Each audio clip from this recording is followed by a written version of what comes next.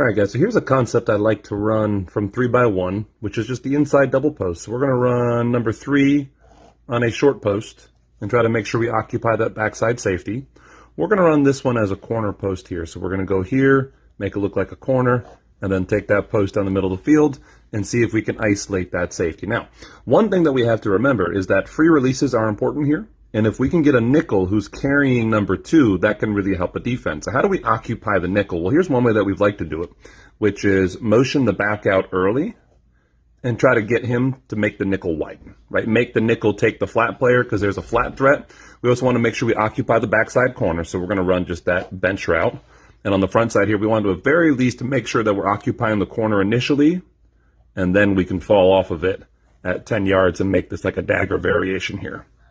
Right, excuse me, my pen's not working great. So then we get dagger coming from the outside, right? So it looks like we're clearing out. So it's got elements of dagger. So we've got the vertical component, the deep in, and we've got the flat threat.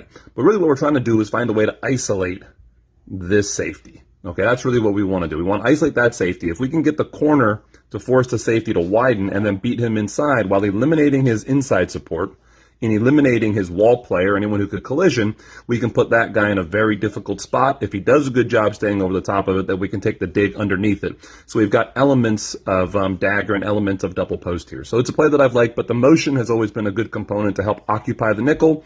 Now the Mike might say, well, then I'm supposed to carry 3, which he might view as this guy, or he might view as expanding to the back, but he won't be able to get to number 2. Now I should notice that, yes, note that this is indeed a 5-man protection on a longer developing concept.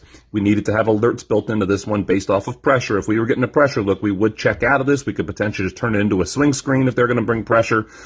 We could run, just slant from 2 or something. This is a play where we need to have an alert in our back pocket based off of pressure looks. But if we're looking for a way to kind of combine double post and dagger and occupy the nickel and see if we can attack that play side safety in 3x1, I'm looking at it versus cover 4. It obviously works great versus cover 3 as well. This is a play that I've really liked and had a lot of success with.